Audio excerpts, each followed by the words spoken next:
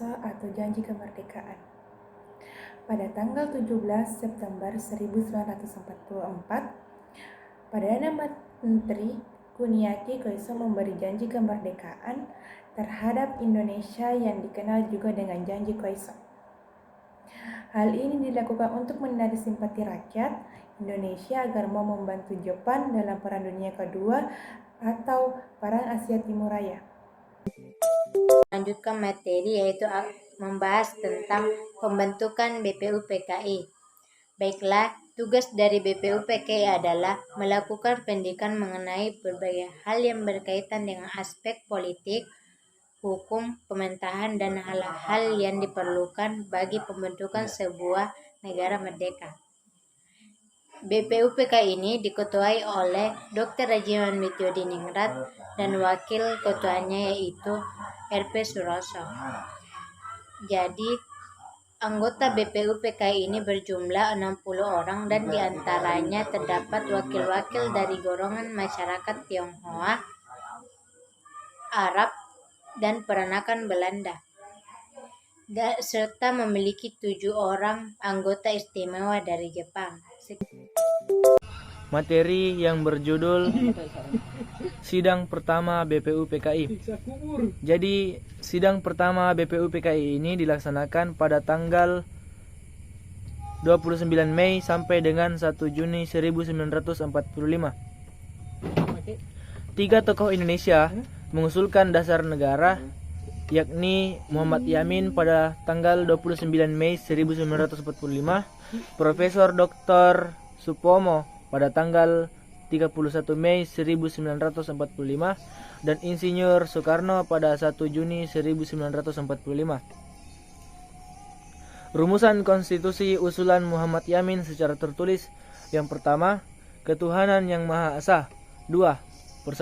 Persatuan kebangsaan Indonesia. 3.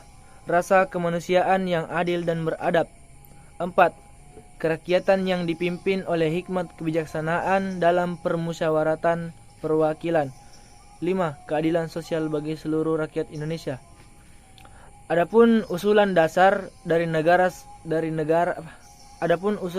negara dari Supomo adalah sebagai berikut. 1. Persatuan. 2. Kekeluargaan. 3.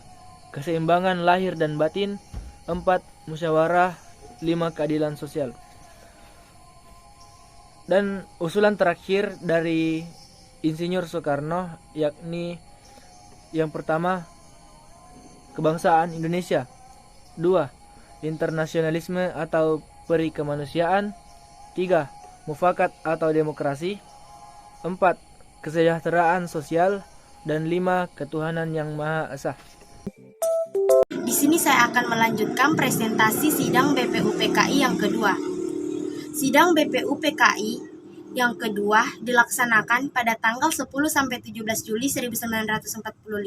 Sidang ini membahas hasil kerja Panitia 9 dan membahas juga beberapa hal penting seperti rancangan Undang-Undang Dasar Negara Indonesia, bentuk negara, batas wilayah negara, kewarganegaraan. Singkat cerita, peserta sidang menerima semua hasil dari sidang BPUPKI dan tugas BPUPKI selesai. BPUPKI dibubarkan dan digantikan oleh Panitia Persiapan Kemerdekaan Indonesia atau biasa disebut PPKI yang dibentuk pada 7 Agustus 1945. Pembentukan Panitia 9 dan PPKI. Nah, Panitia 9 dibentuk ketika hasil sidang BPUPKI yang pertama tidak disepakati atau belum disepakati. Nah, sidang kemudian membentuk sebuah panitia kecil beranggotakan 9 orang yang lebih kita kenal dengan sebutan Panitia 9. Tugas dari Panitia 9 ini adalah 1. Menyelesaikan rumusan dasar negara. 2. Menyelesaikan tujuan dan asas yang digunakan oleh negara Indonesia yang akan lahir. 3. Menyelesaikan perdebatan unsur agama dalam dasar negara. Nah, hasil kerja Panitia 9 pada 22 Juni 1945, Panitia 9 berhasil menyusun dokumen penting yang sampai saat ini sebagian besarnya masih digunakan sebagai rambu-rambu dasar kebijakan pemerintah Indonesia. Dokumen penting tersebut adalah preambul. Nah,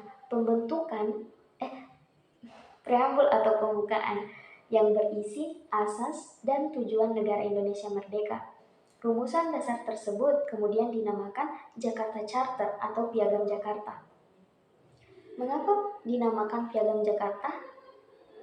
Alasan yang pertama adalah karena Muhammad Yamin mengusulkan nama tersebut. Yang kedua adalah dokumen penting tersebut dibuat dan ditandatangani di kota Jakarta. Terus pertanyaan selanjutnya, apa sih isi rumusan dasar tersebut? Nah, isi rumusan dasar yang terkandung dalam preambul atau pembukaan yaitu 1. Ketuhanan dengan kewajiban menjalankan syariat Islam bagi pemeluk-pemeluknya. 2. Kemanusiaan yang adil dan beradab. 3. Persatuan Indonesia. 4. Kerakyatan yang dipimpin oleh hikmat kebijaksanaan dalam permusyawaratan perwakilan. 5. Keadilan sosial bagi seluruh rakyat Indonesia. Nah, saya akan menjelaskan tiga tokoh yang diundang ke Vietnam. Berhubungan dengan kemerdekaan Indonesia yang semakin dekat, maka Marsikal Terauchi mengundang tiga tokoh pergerakan nasional Indonesia, yaitu Insinyur Soekarno, Muhammad Hatta, Dr. Rajitman untuk datang ke markas pusat Jepang di Asia Tenggara, yaitu di Dalat, Vietnam. Pertemuan di Dalat, Vietnam. Pemerintahan Jepang akan memberikan kemerdekaan bagi Indonesia pada tanggal 24 Agustus 1945. Namun faktanya Indonesia berhasil mencapai kemerdekaan 7 hari lebih cepat, yaitu tanggal 17 Agustus 1945. Selanjutnya, singkat cerita, pertemuan di dalam Vietnam tersebut merupakan pertemuan terakhir antara petinggi Jepang dengan tokoh nasional Indonesia. Sebab pada tanggal 15 Agustus 1945, Jepang menyerah kepada sekutu.